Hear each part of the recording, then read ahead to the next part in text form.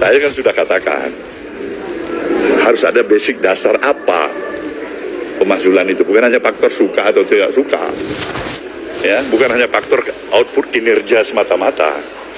Ada skandal di sana yang tidak bisa terbantahkan. Mungkin itu kita progres atau proses ke arah pemakzulan. Kalau tidak ada hal itu, tidak ada angin, tidak ada hujan, kemudian kita usulkan usulan pemakzulan, saya bilang kita bukan membawa kenyamanan, ketentraman, dan kondusifnya situasi politik dalam negeri. Kita mulai membuat masalah-masalah baru. Sekarang pemilu baru selesai. Pikiran-pikiran Nasdem seperti ini. Tidak menempatkan faktor suka atau tidak suka semata-mata. Tapi bagaimana konstitusi ini kita rawat dan kita jaga bersama. Ya kan? Kalau dasarnya hanya kebencian, wah susah kita ini. Kalau menyatakan aku yang paling benar dalam hidup ini, orang lain semuanya salah, itu juga tidak benar menurut saya.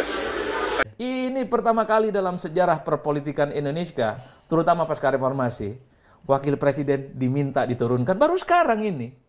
Saya kadang berpikir apa ya yang kira-kira membuat ini agak berbeda dengan rezim-rezim sebelumnya. Kalau ada orang protes, ada orang marah, tidak setuju dengan kebijakan yang disasar presidennya. Ya. Hari ini wakil presiden. Kalau saya membaca argumentasi dari tuntutan Purnawirawan itu, kan itu poin yang terakhir. Poin yang terakhir. Poin yang ke-8. Ada banyak poin ya. Ternyata itu korespondensi historisnya. Kalau kita tarik ke belakang, terkait dengan putusan Mahkamah Konstitusi soal syarat umur calon presiden dan calon wakil presiden. Yang dianggap di situ Mas Wapres Gibran yang awalnya tidak cukup umur, tiba-tiba cukup umur gara-gara putusan itu. Kan itu yang sebenarnya akar masalahnya. Artinya apa? Ada pihak-pihak yang selama ini belum sepenuhnya menerima dan mungkin sampai kapanpun tidak akan menerima bahwa putusan Mahkamah Konstitusi itu dianggap biang masalah yang memang harus dipersoalkan hingga saat ini.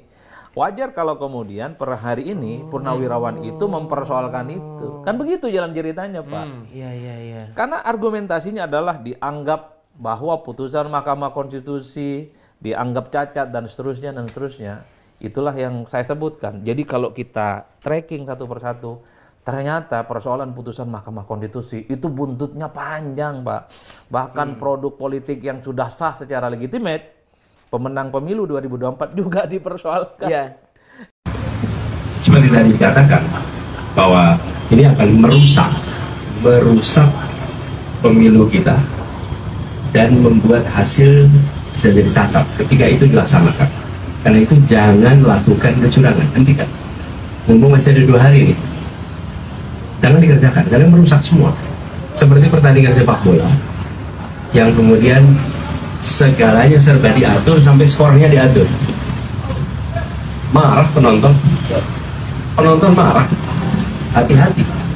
Hati-hati dengan rakyat yang dimanipulasi sementara mereka menginginkan adanya transparansi, adanya kejujuran.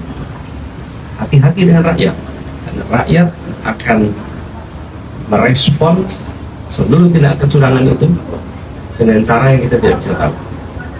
Jadi betul-betul harus hati-hati.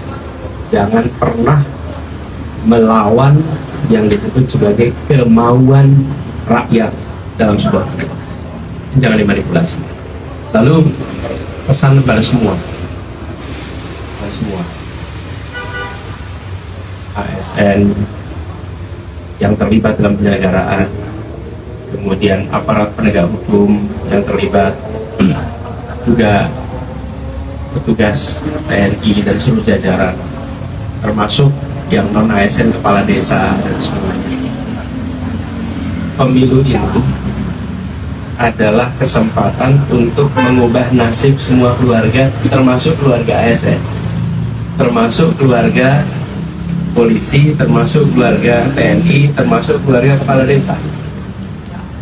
Ketika keinginan rakyat untuk perubahan itu terjadi, maka perubahan itu akan dirasakan juga oleh semua ASN, oleh keluarga-keluarganya, anak-anaknya yang bisa sekolah murah, anak-anaknya bisa dapat pekerjaan. Jadi perubahan yang dibawa itu berdampak juga pada mereka. Di sisi lain, ketika ada manipulasi dan orang-orang yang terlibat manipulasi, keuntungannya tidak dapat mereka, keuntungannya dapat oleh yang mau berkuasa. Jadi ingat-ingat ya, melaksanakan kalau ada perintah-perintah seperti itu, yang dapat keuntungan bukan yang mengerjakan. Yang akan dapat keuntungan itu sekelompok kecil. Tapi kalau kita berikan kepada rakyat kesempatan untuk mengungkapkan apa yang mereka maui lewat pemilu, lalu menjaga suara itu, apapun hasilnya, dampaknya akan dirasakan positif oleh semua. Jadi, dan saya percaya, saya katakan di JIS kemarin, bahwa yang menyelamatkan demokrasi di Indonesia ini rakyat kecil, yang menyelamatkan rakyat kebanyakan. Jadi saya optimis, rakyat Indonesia tanggal 14 besok akan bekerja menggunakan hati nurani, memilih pakai hati nurani, dan yang menyelenggarakan, ingat, jaga keinginan rakyat sesuai hati nurani, jangan dicederai. Pak Ngabalin, ini mumpung hari yang baik, saya ketuk hati Anda, ya.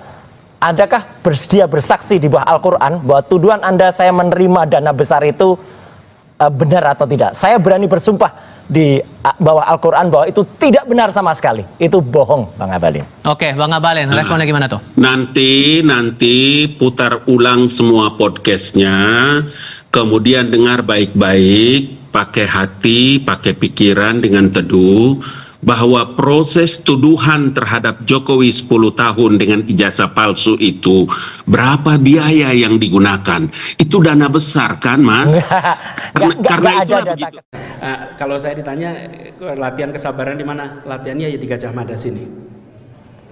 Karena di tempat ini waktu itu masih di gelanggang mahasiswa. Kita ada perbedaan-perbedaan pandangan di antara mahasiswa. Tapi kekuatan masa mahasiswa itu. Maka itu buat teman-teman semua yang masih kuliah. Ini banyak mahasiswa kan di sini. Yang mahasiswa, angkat tangan coba. Ini mahasiswa semua ini, betul. Ntar saya foto sebentar.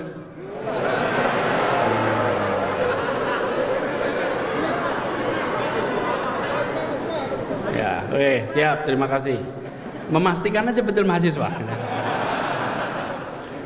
Zaman dulu tuh banyak yang berlagak mahasiswa tapi lapornya ke tempat lain.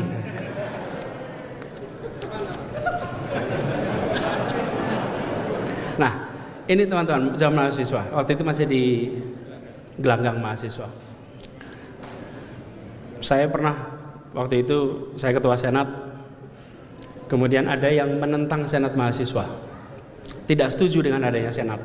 Dan apa yang terjadi? Debat. Debat pernah diadu, debat.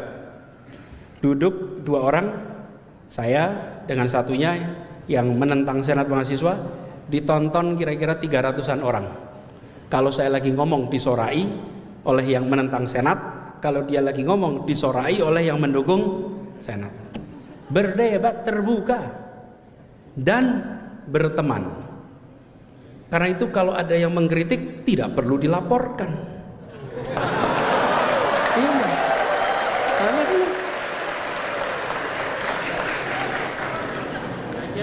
Lanjut gitu ini lah. Ojo ngompori Mas.